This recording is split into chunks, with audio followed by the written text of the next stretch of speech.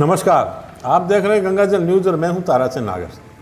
अभी जब हम बुलेटिन की तैयारी कर रहे थे, अचानक बाहर बरसात होने की सूचना मिली और जब बाहर जाकर देखा तो सचमुच आसमान से पानी बरस रहा था और आसमानी बिजली कड़क रही थी। 10 मिनट तेज़ बरसने के बाद बरसात थोड़ी धीमी हो गई, लेकिन चमक रही आकाशीय बिजली और तेज़ गड़गड़ाहट से लग रहा है कि रात को भी बरसात होगी। खैर, अभी बाहर बरसात जारी है और अब हम रुख करते हैं दूसरे समाचारों की ओर। राजस्थान रोडवेज आज 58वां स्थापना दिवस मना रहा है। फलोदी आगार में भी आज स्थापना दिवस को समारोहपूर्वक सेलिब्रेट किया गया। समारोह में सराहनीय व गुणवत्तापूर्ण सेवाएं देने वाले रोडवेज कर्मचारियों को सम्मानित भी किया गया। मुख्य प्रबंधक लालचंद चाणक्य ने फलोदी आगार की स्थापना से लेकर अब तक की यात्रा व उपलब्धियों के बारे में बताया। विशिष्ट अतिथि एडीएम हाकिम खान व एसडीएम डॉक्टर अर्चना व्यास, डीटीओ ताराचंद बंजारा, मुख्य अतिथि विधायक पब्बाराम बिश्नोई, कार्यक्रम अध्यक्ष पालिका अध्यक्ष पन्नालाल व्यास व पंचायत समिति प्रधान हाजी उमरदीन सिंधी ने लोगों से अपील की कि राजस्थान रोडवेज को जीवंत रखने के लिए रोडवेज की बसों में अधिकाधिक यात्रा करें। रोडवेज की भलाई के लिए यह बहुत जरूरी भी है। एडीएम हाकिम खान ने रोडवेज की सेवाओं को लेकर बहुत संजीदा संबोधन दिया। उसके कुछ अंश मैं आपको आगे सुनाता हूं। उन्होंने बताया कि क्यों रोडवेज का होना जरूरी है और रोडवेज नहीं होगी तो क्या होगा। कोरोना काल में जब प्राइवेट सेक्टर केवल कमाने में लगा था, रोडवेज ही श्रमिकों को घर तक पहुंचाने में जुटा हुआ था। सभी वक्ताओं ने कहा कि रोडवेज राजस्थान की जीवन रेखा है और इस जीवन रेखा को हर हाल में बचाना है। कोरोना काल में जब प्राइवेट सेक्टर कमाई करने में जुटा था, अकेला रोडवेज श्रमिकों को घर पहुंचाने की सेवा में जुटा हुआ था। रोडवेज ने समाज सेवा, देश सेवा के उच्च आयाम स्थापित किए हैं और सरकार भी अब रोडवेज को प्रश्रय दे रही है। रक्षाबंधन पर महिलाओं को फ्री यात्रा और परीक्षार्थियों को परीक्षा केंद्र तक निःशुल्क यात्रा जैसे सामाजिक सरोकार के काम भी रोडवेज ही करती है। वक्ताओं ने मुख्य प्रबंधक लालचंद चाणक्य के सेवा कार्यों की सराहना करते हुए कहा कि उनके कारण ही फलोदी डिपो अगस्त माह में प्रति वाहन प्रतिदिन सर्वाधिक आय अर्जित करने पर जोधपुर जोन के अधीनस्थ फलोदी आगार को जोनल डिपो आपदामंद घोषित किया गया है। कार्यक्रम का संचालन प्रबंधक यातायात हामिद अली ने किया। मुख्य प्रबंधक लालचंद चाणक्य ने उपलब्धियों का श्रेय सभी अधिकारियों व कर्मचारियों के सहयोग को दिया और अतिथियों का आभार जताया। अतिथियों का साफा और माला पहनाकर स्वागत किया गया।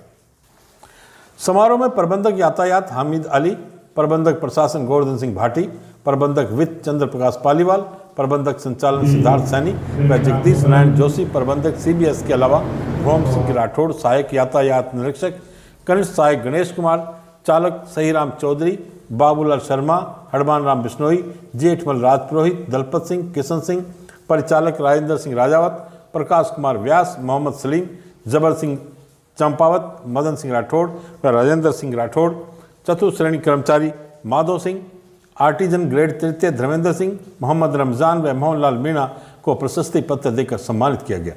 वृक्ष मित्र राजेश बोहरा व भामाशाह रमेश व्यास को भी सम्मानित किया गया।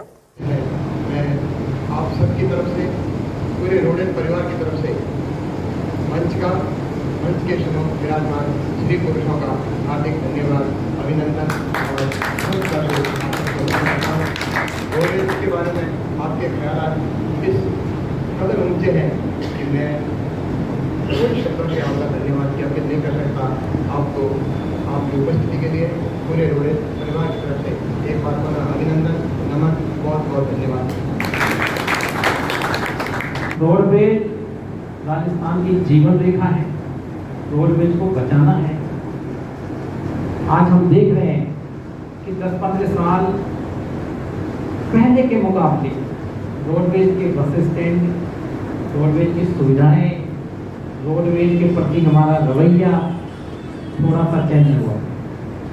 कृपया रोडवेज को बचाएं, सब इसका सहयोग करें, रोडवेज में यात्रा करें।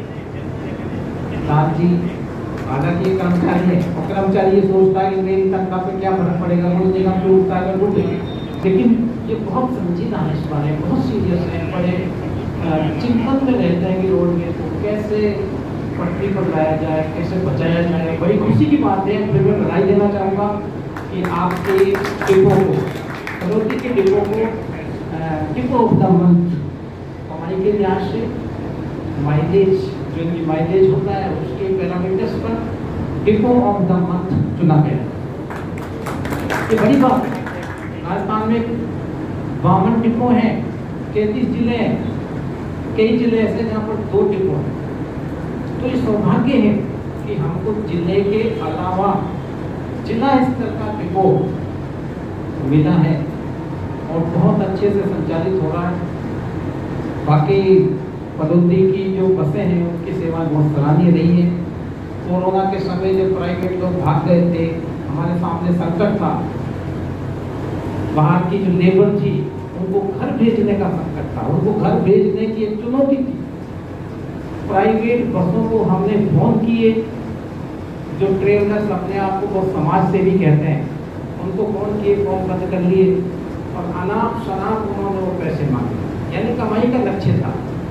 और उस संकट काल में अधिकाधिक कमाई का लक्ष्य था उन लोगों का, लेकिन रोडवेज का लक्ष्य समाज सेवा था। और कितनी बसें हमने, सैकड़ों बसें, 500 बसें यहाँ से लोगों को रवाना की। प्राइवेट लोगों ने सारी बसें बंद कर दी थी अथवा मुंह मांगे पैसे मांगे जा रहे थे। तब रोडवेज ने नो प्रॉफिट नो लॉस नहीं बल्कि समाज सेवा के आधार पर फ्री में बसें चलाई और उन लोगों को अपने घर भेजा।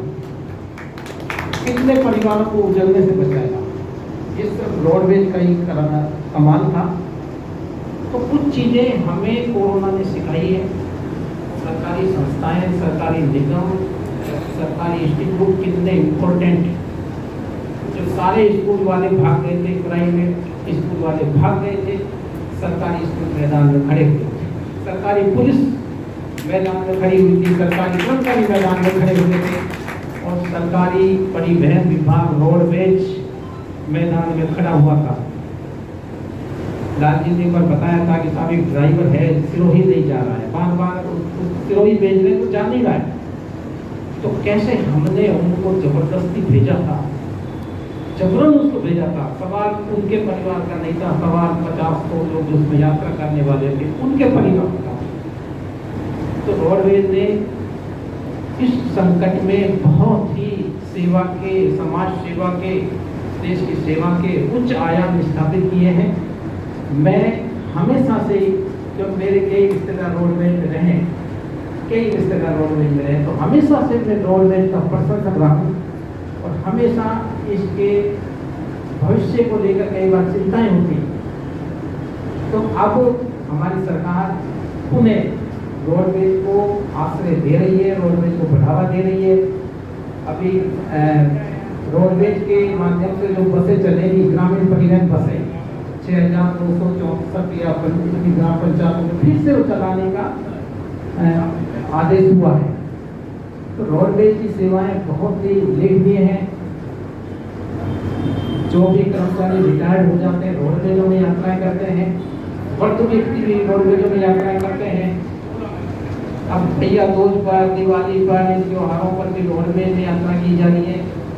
एक माननीय मुख्यमंत्री जी ने सबसे अच्छी घोषणा की जो बेरोजगार युवाओं के हित में, कि कहीं भी कोई कंपटीशन एग्जाम होगा तो बच्चे अपने घर से लेकर परीक्षा केंद्र तक फ्री में यात्राएं करेंगे। न केवल उसी दिन यात्रा करेंगे बल्कि कई दिन पहले से कर सकेंगे और उनके साथ उनका एक गार्जियन भी यात्रा कर सके। हमारे माननीय विधायक महोदय, पूर्व विधायक महोदय जो हैं, रोडवेज के माध्यम से ही जीवन भर फ्री रोडवेज से यात्रा करते। तो रोडवेज का राजस्थान के जीवन में बहुत अधिक महत्व है। हमें रोडवेज के भलाई के लिए काम करना चाहिए। लोगों से हम रोडवेज के बारे में कहें और ज़्यादा से ज़्यादा यात्राएं हमारी रोडवेज के माध्यम से होनी चाहिए। लोहावट विष्णुनगर महिला सरपंच पप्पू देवी मेघवाल ने आज चौथे दिन मांगे पूरी होने के बाद आमरण अनशन समाप्त कर दिया। आज बसपा नेता प्रदेश महासचिव पुखराज मेघवाल लोहावट पहुंचे। उन्होंने कहा कि 2 साल से दलितों के साथ अत्याचार हो रहा है, जिसकी कहीं कोई सुनवाई नहीं कर रहा। आज एसडीएम मनोज मीणा, प्रधान प्रतिनिधि ओम प्रकाश राव, डिप्टी फलोदी पारस सोनी, सरपंच संघ अध्यक्ष सोमराज खावा, सरपंच बाबूराम सियाग, सरपंच ओम प्रकाश खीचड़, सरपंच मुबारक खां, पूर्व सरपंच केसी चंद खीचड़ भी वार्ता में शामिल हुए और सरपंच को मनाकर सभी बातों पर सहमति बनने के बाद प्रधान प्रतिनिधि ओम प्रकाश राव ने सरपंच को जूस पिलाकर आमरण अनशन समाप्त करवाया। निष्पक्ष जांच का भरोसा दिलाया।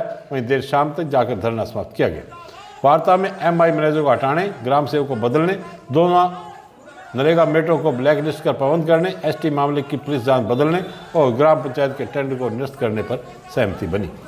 सरपंच पप्पूदेवी मेघवाल ने बताया कि राजनीतिक दबाव के कारण दोषियों पर कोई कार्रवाई नहीं हो रही है, जिससे मुझे मजबूर धरने पर बैठना पड़ा।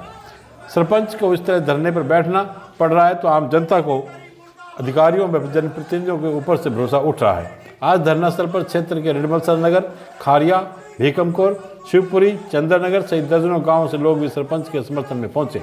वह उपखंड मुख्यालय पर विरोध प्रदर्शन कर सरपंच को न्याय दो की नारेबाजी की। इस दौरान पुखराज मेघवाल, बसपा प्रदेश महासचिव, जिला परिषद सदस्य एडवोकेट गोपाराम मेघवाल, वकील गोवर्धन मेघवाल, चुनीलाल मेघवाल, पुखराज मेघवाल, अशोक कड़ेला, फूसाराम मेघवाल, पुखराज कड़ेला, श्याम फलवारिया, अन्दाराम मेघवाल, पूनाराम ढाका, हजारीराम आदि उपस्थित थे। गांधी जयंती 2 अक्टूबर से प्रारंभ होने जा रहे प्रशासन गांवों के संग अभियान को लेकर आज शाम एसडीएम डॉक्टर अर्चना व्यास ने जनप्रतिनिधियों के साथ बैठक की। अभियान में आमजन को अधिकाधिक लाभान्वित करने पर चर्चा की। हालांकि ग्राम सेवकों, पटवारियों आदि की हड़ताल को लेकर अभियान की सफलता पर आशंकाएं हैं, लेकिन फिर भी उच्च अधिकारी चाहते हैं कि इस स्थिति में भी जितना हो सके लोगों को अभियान का लाभ दिलाया जाए। बैठक में पंचायत समिति प्रधान हाजी उमरदीन सिंधी, उप प्रधान केशुराम बिश्नोई, पूर्व प्रधान माणक मेघवाल, सरपंच ननेऊ मोहम्मद अली, कार्यवाहक तहसीलदार भगवान साई यादव, एसडीएम कार्यालय के नायब तहसीलदार हनुमान राम भील, एडवोकेट सदीक खान आदि उपस्थित थे। शुक्रवार को पहला शिविर ग्राम पंचायत खारा में है। उप प्रधान केशुराम बिश्नोई ने कहा कि विभिन्न भागों के अधिकारियों ने प्री कैंप में कोई रुचि नहीं दिखाई। कल अधिकारी कैंपों में पहुंचेंगे, इसकी संभावना कम है। डॉक्टर अर्चना व्यास एसडीएम ने भरोसा दिलाया कि जिनकी ड्यूटी कैंप में है वे अधिकारी अवश्य ही पहुंचेंगे। इस संबंध में एसडीएम कार्यालय से एक लेटर भी जारी किया गया है। प्रधान हाजी उमरदीन ने भी कैंप को लेकर के अपने कुछ सुझाव एसडीएम को दिए। ग्राम विकास अधिकारी संघ का धरना आज से पंचायत समिति परिसर में प्रारंभ हो गया है। ग्राम विकास अधिकारी पंचायत परिसर में मांगों को लेकर धरने पर बैठ गए हैं। अध्यक्ष राजेश निठारवाल, जिला प्रतिनिधि दिनेश तंवर व मंत्री बहादुर सिंह के नेतृत्व में ग्राम विकास अधिकारी धरने पर बैठे हैं। फलौदी मूल के ख्याति प्राप्त पशु चिकित्सक डॉक्टर प्रकाश सिंह पूनिया सेवानिवृत्त हो गए हैं। वर्तमान में वे संयुक्त निदेशक पशुपालन विभाग पाली के पद पर नियुक्त तथा उनके पास क्षेत्रीय उप निदेशक क्षेत्रीय रोग निदान केंद्र जोधपुर का अतिरिक्त कार्यभार भी था। वे यहीं से कल मध्याह्न पश्चात कार्यमुक्त हो सेवानिवृत्त हुए। डॉक्टर पूनिया ने 33 वर्षों तक पशुपालन विभाग में गौरवमयी सेवाएं दी हैं।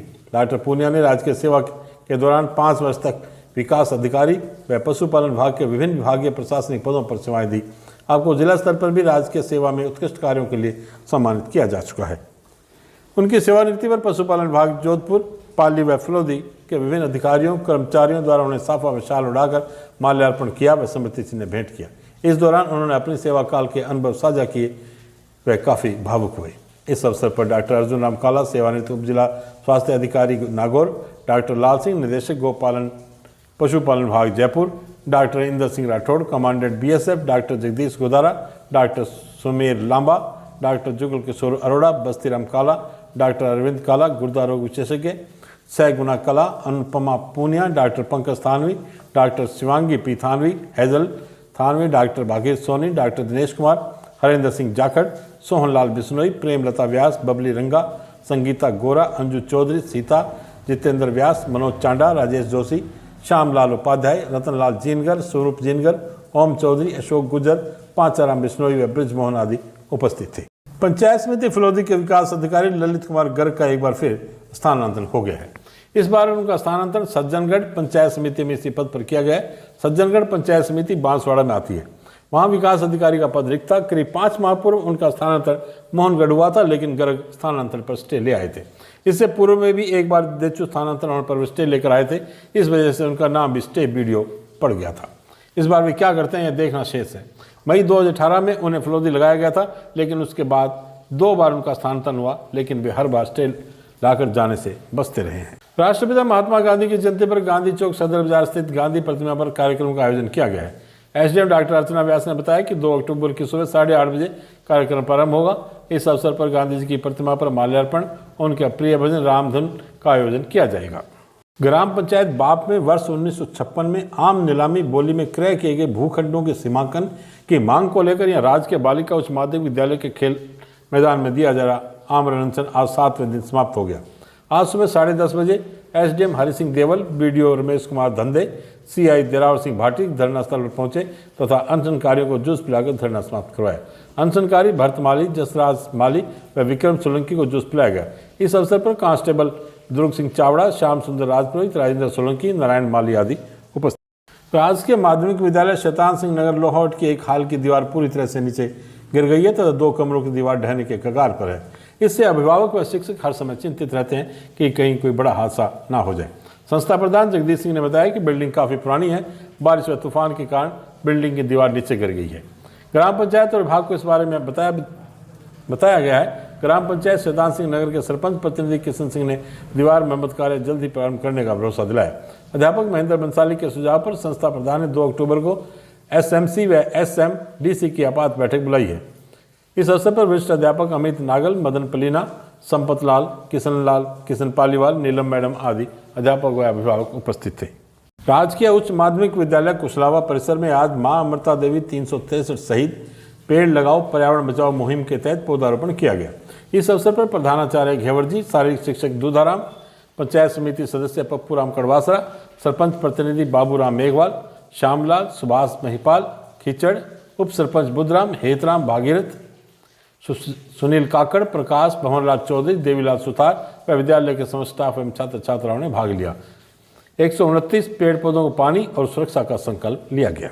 बस इतने ही समाचार। कल फिर आपसे मुलाकात होगी, तब तक के लिए मुझे दे आज्ञा। धन्यवाद। शुभ रात्रि।